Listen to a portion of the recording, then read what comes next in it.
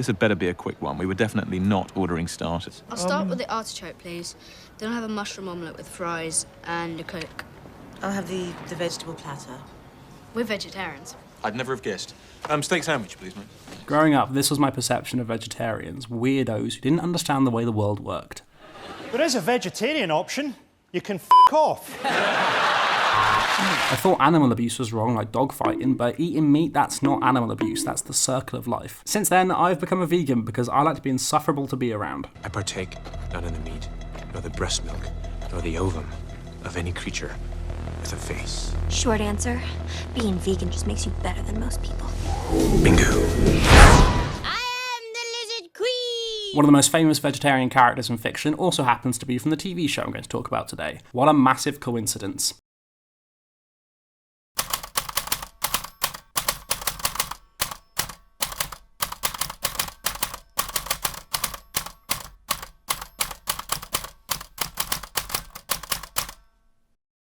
You can boil any story down to its most basic of points. For instance, Homer and Lisa have an argument could describe any number of episodes, but I wanted to focus on my favourite, Lisa the Vegetarian, and take a look at how the episode satirises the meat industry and over-explain why I think the story works so well, scene by scene. Are we there yet? No. Are we there yet? No. Are we there yet? No.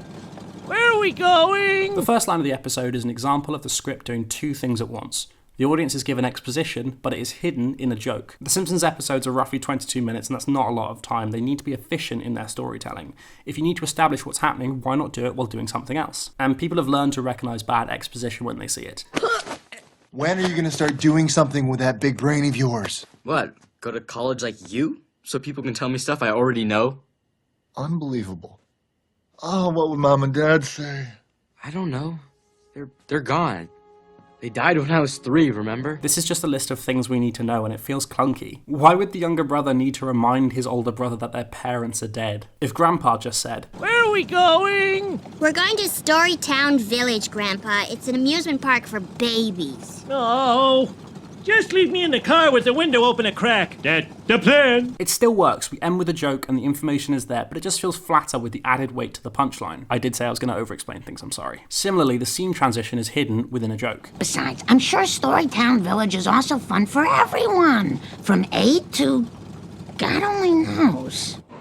The trip to Storytown Village, great name, is pretty much a short sketch where the writer can riff on what the Simpsons would do if they were at a children's theme park, with each character getting a little moment to themselves. Bart would disobey a height restriction only for it to backfire, Grandpa would be grouchy and fall asleep on a ride, which is also an expansion on Homer's line from the car. Somebody's sleeping in my bed. Well, I'm sorry, but it was 150 degrees in the car. And Homer can slap a lamb across the face for not being cute enough. Out of the way, you. Only this section with the lambs is relevant to the story, but the other bits all set up the characters. Marge is caring, Bart is rebellious, Maggie is baby, but there's a clear focus on Lisa. Crucially, her interaction with the lambs is singled out, with the camera even pushing in on her. She is the one unhappy about going to Storytown Village, and Marge addresses her when, in the end, she enjoys it. We leave the scene as we entered. A transition is masked with the cut being the payoff to a joke. The following cars have been broken into. If we finish the scene without the transition... See? It was a good idea to come here after all. The story still flows, but it's just that extra level where every opportunity to tell a joke is taken that elevates the writing here. The petting zoo not only sets the conflict of the A-plot into action, but also causes Homer to miss Flanders' barbecue. Ned, you're having a family reunion and you didn't invite me? Which starts the smaller side plot that takes place throughout Act 2. Homer could have been planning a barbecue that coincides with the petting zoo trip, but having him wanting to spite Ned gives it a plausible motive and an excuse to meet Ned's extended family of international clones. Charmed. Googly doogly. This background plot also adds momentum to the story as there's a thematically relevant goal in sight. Homer's barbecue and Lisa's vegetarianism are two things that won't blend, so the anticipation for the fallout builds. That'll show you. Can I come? Sure. Go! At the dinner table, Marge has coincidentally made lamb chops. And this is a very important moment for vegetarians, where they do realize and picture the meat not as this isolated, abstract concept of nourishment, but very specifically where it comes from an animal. And that's a lot of the experiences that have turned people are exactly this. We start to picture this. And this is just what's happened to Lisa. Please, Lisa, I thought you loved me. loved me. Lisa, being the youngest member of the family who can talk, hasn't been taught to disconnect animals from food, like the rest of the family has. This is lamb, not a lamb. Marge tries to suggest other meat dishes, but Lisa doesn't see a difference between one life and another, as shown with this thought bubble. Interestingly, Lisa doesn't think it's wrong because it was factory farmed or kept in poor conditions. She's pictured the lamb as the one she saw at the petting zoo who lived a perfectly happy life. Lisa recognises that ending an animal's life for something as trivial as taste is cruel, and people should probably not do cruel things. We end Act 1 with a personal change in Lisa that puts her in direct conflict with her meat-loving family, but especially with her dad, who has a barbecue B-plot established that also gives the story direction. We've also been to a petting zoo, had a fun interaction with Flanders, and set up our characters with so many great moments peppered throughout, all this in just under 6 minutes. The next day in class, Lisa adjusts to her new life as a vegetarian. This is where we get the majority of Lisa's growth as she experiences the world through a new set of eyes. Straight away, Lisa has another dilemma. Time to dissect our worms. And has to decide if she'll kill an animal for class. Lisa, what did I ever do to you? Why does it talk like a lamb? This callback is perhaps my favourite joke of the episode, and it's also a clever way of reiterating that Lisa doesn't differentiate between which animals are worthy of life.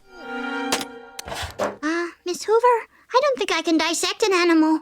I think it's wrong. Okay, Lisa. I respect your moral objection. In different cultures, different animals are categorised into which are pets or food by arbitrary characteristics. And yes, I'm taking the worm joke this seriously. Culturally in the West, pigs, which have the intelligence of a young child, are killed, and dogs are pets. One is eaten and one isn't. They both feel pain and they both want to live. Surely, if we don't have to, we shouldn't kill something that wants to live. Anyway, worm, funny. At lunch, Lisa struggles to find a meat-free option. Excuse me, isn't there anything here that doesn't have meat in it? I feel like this might have been a problem at the time when meat substitutes weren't as widely available as they are now, but I feel like the trick is to not base your meals around recreating the flavours and textures of meat, as that can be disappointing, and finding new meals that don't revolve around it. Lisa is in a position where she has a choice in what she eats, and values the life of an animal over her own convenience. Side note, the way Doris Grau pronounces yum is brilliant. Yum. It's rich in bunly goodness. As in the prior scene, we see the independent thought alarm, which is obviously a joke at the expense of the school system, but categorising it as an independent thought implies that eating meat is something that is taught, and doesn't hold up to the scrutiny Lisa is putting it under. I said I was going to overthink this. After school, Bart and Lisa are watching Itchy and Scratchy.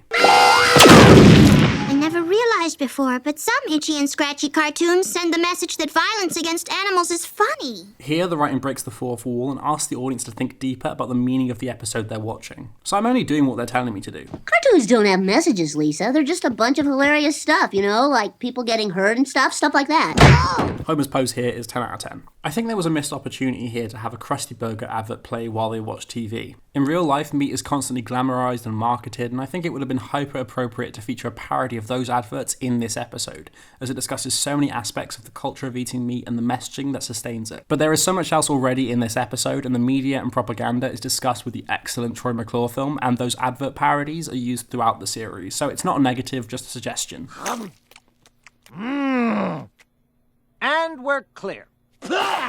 Perfect. Cut, print, kill the pig. The scene ends with a reminder of the upcoming barbecue, and I just love how enthusiastic Homer is to show his kids his invitations. After the day Lisa's had, she pleads her father not to cook meat. Dad, can't you have some other kind of party, one where you don't serve meat? And this scene highlights that the real conflict of this episode is between Homer and Lisa. Part of the appeal of the early Simpsons episodes is the sweet and genuine relationships between the characters. While they argue and bicker, the show would often show the quieter, tender moments between them, with many of the heartfelt scenes being as iconic as moments like steamed hams. Lisa is often very resentful of her dad, as her intelligence vastly exceeds his, but Homer is at his best when he's being protective and supportive of Lisa and encourages her. In Lisa the Vegetarian, Homer isn't portrayed as the bad guy here, but more as a typical meat eater. A kind person who genuinely doesn't understand why Lisa would have a problem with him eating meat and why she takes it so seriously. Having the two opposing sides of the argument being these two fits with their previously established characters, and it's heart-wrenching for the viewers who know that they are incredibly close. Homer's reasoning is that it's what's expected, it's the norm to eat meat, and weird not to. But all normal people love meat. If I went to a barbecue and there was no meat, I would say, "Yo, Goober, where's the meat?" I'm trying to impress people here, Lisa. Lisa could have responded here that just because something is considered the norm doesn't make it right, but she doesn't quite know how to articulate her thoughts and feelings in a convincing way. When I first became vegan, I felt like I was letting down the animals in the farming system because I couldn't convince people to stop eating meat, dairy and eggs. It's a tough thing to overcome, but Lisa is not responsible for the actions of others, only her own. The important thing is to plant the idea and let them come to their own conclusions. Although she doesn't really get a chance to reply when Bart starts singing this absolute banger. You don't win friends with salad. You don't win friends with salad. You don't win friends with salad. You don't win friends with salad. You don't win friends with salad. Recurring guest star Phil Hartman plays a few different characters throughout the series, but his two most famous are Lionel Hutz and... Hi, I'm Troy McClure. This might be the best of Troy McClure's filmography throughout the series. Hartman's voice work is impeccable as he absolutely nails the condescending tone that presenters have. Whoa, slow down, Jimmy. You just asked a mouthful. And the writing is so brilliant, with every line being a standout. Come on, Jimmy. Let's take a peek at the killing floor. Don't let the name throw you, Jimmy. It's not really a floor. This is the closest the episode gets to showing slaughterhouses, although they are shown in Season 19's Apocalypse Cow. Ooh, Laughter House. For the world and the shape it's in, we could all use some comedy. We hear the noise from inside and see Jimmy's traumatized reaction. Getting hungry, Jimmy? The short perfectly portrays how bizarre the normalization of these practices are. The episode is making a clear point of showing how these behaviours are taught to children at a young age. Jimmy, who just saw what happened to cows and looks so sickened, still thinks that people who don't eat animals are crazy. I have a crazy friend who says it's wrong to eat meat. Is he crazy? This is further shown when the kids parrot the film back at Lisa. I was a grade A moron to ever question eating meat. Yeah, Lisa's a grade A moron. It's important for the industry that non-meat eaters are the weird ones. You don't want to be like them. Gotta keep the wheel of capital turning. People gotta buy that new bucket of legs. You see, your crazy friend never heard of the food chain. The food chain chart is just incredible. This feeds into the most common argument against veganism. That eating meat is natural and animals eat each other, so why can't I? And look at my goddamn canines. We've grown canine teeth. Animals don't wear clothes or live in houses or use the internet. We don't dictate our lives according to animals in any other regard except this. If you don't have to eat meat, why do it? Also, the animal with the biggest canines is the hippo, which is a herbivore. Just ask this scientician. Which is made even funnier now that the scientific consensus is that the meat industry is the leading cause of climate change. But isn't bacon tasty? Who needs a planet? The short was sponsored by the anonymous Meat Council, making it clear that it's propaganda. And on an unrelated note, Red Tractor is the UK's biggest scheme to monitor standards and practices in animal welfare. And this is Hogwood, one of their approved farms that supplied food to Tesco until Viva conducted an investigation into their practices. What an incredibly trustworthy, faceless organisation. Thanks, Red Tractor, great job, I'm proud of you. Aside from all the points the short makes, it's just really funny. Troy walking on top of a sea of cows, running his finger along one's back, the cow warning at the end. Don't kid yourself, Jimmy. If a cow ever got the chance, he'd eat you and everyone you care about. All good stuff, and it's all delivered incredibly by Phil Hartman. By the way, it's not Phil Hartman anymore. It's not Phil Hartman. Nah, name strikes me as kind of bland. I think I'm going to change it to my Simpsons name, Troy McClure. Yes, the wonderful, wonderful Troy McClure, played by our lovely, good friend Phil Hartman, who I always say this was the greatest pleasure to direct. So much fun to work with, and always delivered out of the park funny stuff to us. With Lisa feeling more alone than ever, this is the perfect time for Homer's barbecue, which appears to be one of the more successful things Homer has ever attempted. Before Homer can start cooking, Lisa offers everyone gazpacho, providing the meat-free option that Homer hadn't. I made enough gazpacho for all! Providing people with the alternative option is a great idea from Lisa. She's made it very easy for everyone not to eat meat, although she probably should have chosen something other than ice-cold tomato soup, but the thought still counts. Even Ned is laughing, which honestly feels a bit out of character. Similar to the petting zoo at the beginning, the episode just lets us hang out at the barbecue with all the fun character interactions. One whopper for the copper! But Homer's overzealous yucking results in a burger landing on Lisa's face. Nail, coffin, etc. Aside from laughing at children, Flanders congratulates Homer on his success. All this to highlight how devastating it would be if someone were to ruin the barbecue. Lisa's deadpan expression as she drives the lawnmower is a perfect enactment of how I feel on a daily basis. The subplot of Homer's barbecue has intersected with Lisa's and peaks as she destroys the hog roast. Originally, David X. Cohen had written a debate scene between Homer and Lisa, which I feel would have helped detail Homer's position, if he has one, and give Lisa the opportunity to talk to her father instead of ruining his barbecue. But I think that's Lisa's arc here, learning to be constructive with her critiques. But if the barbecue wasn't here, the episode wouldn't have had any trajectory or endpoint to get to. It would have just been Homer and Lisa having a discussion, and I think that's why the episode works so well, is that it's telling a story while giving these points. By the end of Act 2, the writing has demonstrated both sides of the conflict. Lisa, an 8-year-old who has recognised a moral atrocity that everyone seems to partake in and encourage, is mocked for standing against it by her friends and her family, but can't articulate why it upsets her. And Homer, who clearly doesn't understand why Lisa is so upset, is angry at her for ruining his barbecue. Their stories have overlapped, introducing a new conflict into the final act. Will Homer and Lisa mend their relationship? Lisa, you ruined my barbecue! The aftermath of the barbecue has Homer and Lisa shouting at each other. I'm never ever apologizing because I was standing up for a just cause and you were wrong. In this instance, Lisa is in the wrong. The episode has spent 15 minutes clearly showing her motivation and why she's so frustrated, but she isn't going to win any arguments by ruining Homer's party, and aside from that, it's not cool to waste food. Although it is weird that they cut from go to your room to dinner with Lisa at the table. Marge, since I'm not talking to Lisa, would you please ask her to pass me the syrup? This dinner scene is one of the best I'm not speaking to them tropes I've ever seen. All 4 members of the main cast give great performances in this exchange. Julie Kavner's annoyed tone with her slightly sped up delivery at the end. Homer, you're not talking to me, and secondly, I heard what you said. Yardley Smith's exasperation is palpable. Why don't you just eat him, Dad? And Nancy Cartwright's nonplussed. You dunking your sausages in that syrup, homeboy? Marge, tell Bart I just want to drink a nice glass of syrup like I do every morning. Throughout the episode, Dan Castellaneta just injects Homer with so much joy, which makes him a perfect foil for Lisa's mission, as it's impossible for the audience to hate him. Bart, tell Dad I'll only pass the syrup if it won't be used on any meat product. Also, I understand Lisa not wanting to facilitate her father's meat eating, but syrup is vegan and she can't really control what he does with it. This scene may seem like it's just reiterating information we already knew. Homer and Lisa are mad at each other, and Lisa could have just left at the end of the previous scene. But I think it's good to have a moment to solidify the rift, as this shows that time has passed and they're still angry, and also when the lines are this tasty, who can complain? I am out of here! Dad said, go to your room! Outside, Lisa wanders around town. She's reached her low point. She runs into her classmates who will bully her. Are you gonna marry a carrot, Lisa? Yes, I'm gonna marry a carrot. She sees adverts for meat and a billboard for Joe Rogan's podcast. Her disconnect is cemented by flashbacks of her family eating meat, Marge covered in blood, and Kent Brockman interrupting his news report for a mid-sentence chicken snack. Love the noise he makes here. Once again, the show tells us exactly how Lisa is feeling with visual comedy. It's so simplistically brilliant that I feel like I'm just stating the obvious, and I am. This is Lisa's breaking point, and feeling hopeless, she goes to the Quickie Mart. There! Is everybody happy now?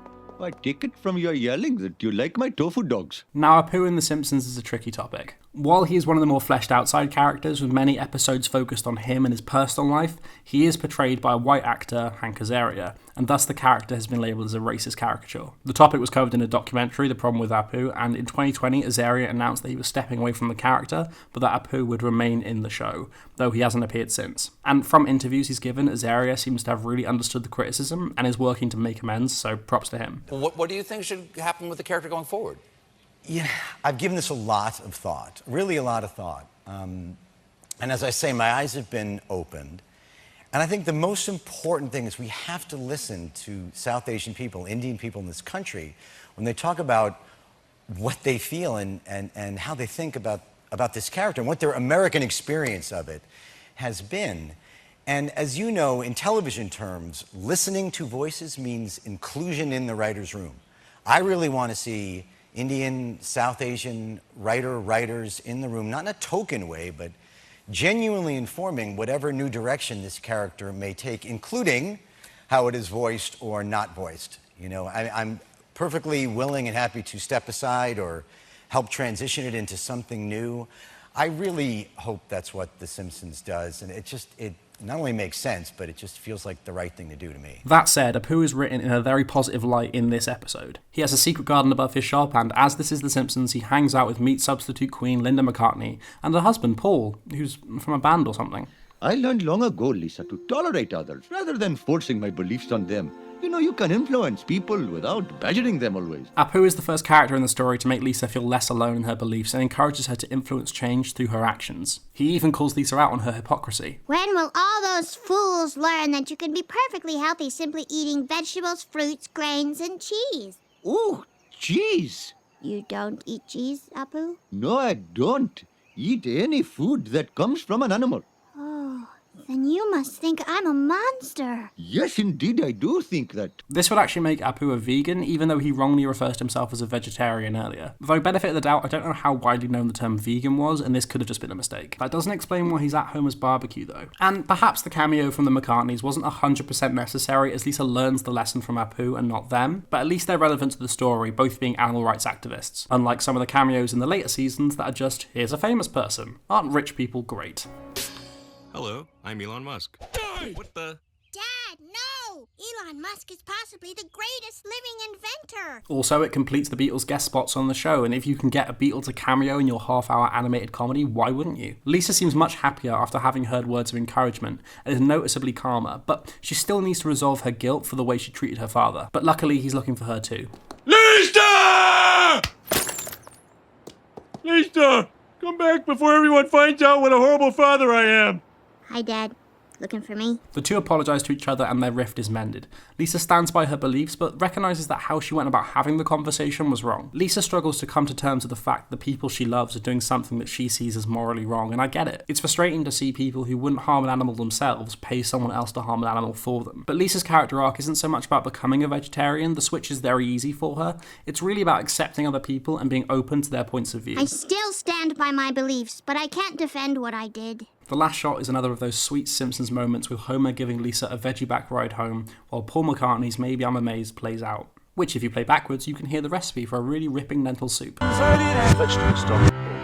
Oh, by the way, I'm alive. And there we have it, one of my favourite episodes of The Simpsons, and one of the early portrayals of vegetarians on TV. The episode is so good that I never got bored on my countless rewatches for this video. It also introduced one of the few status quo shifts that the series has seen, with Lisa being a vegetarian ever since. This planet needs every friend it can get. Oh, the Earth is the best. That's why I'm a vegetarian. Which was actually a condition for Paul McCartney to do the show.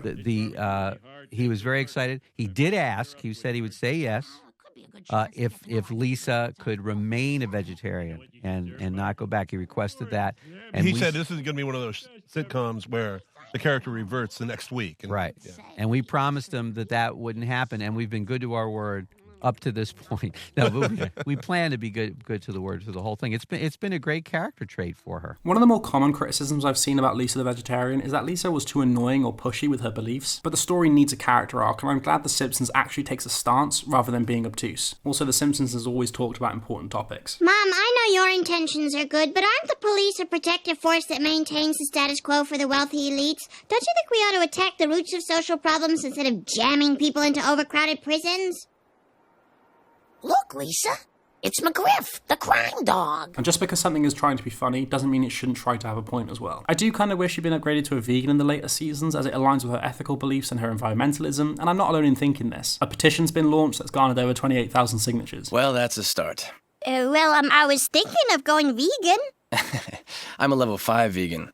I won't eat anything that casts a shadow. Wow, I'm so excited. Springfield finally has a vegan restaurant. But Lisa is pretty much portrayed as a vegan in all but name. I mean, if Lisa thinks meat is bad, wait till she finds out what happens to male chicks in hatcheries because they can't lay eggs. The meat industry is explored again in Apocalypse Cow, where Bart rears a calf, who is then sent to be humanely slaughtered, which is an oxymoron, and Lisa does try to convince him to stop eating meat. It's kind of weird that Bart would become so close to this cow and then not realise that all cows are like the one he reared. Like, he rescues it from a pen and just ignores all the others. But the episode seems more concerned with Bart getting married than the direct consequences of the story they established. The experience even makes Homer change his mind a little. The things I saw, it makes me never want to eat meat again. Just fish, chicken, burgers, veal on Fridays, deer but only in season, and if necessary, the sweetest meat of all, human. Some of the best fiction is the stuff that reflects the real world and makes us question it. And I think Lisa the vegetarian manages to do that while being one of the funniest episodes the show's ever produced. Out of the way, you! Aww.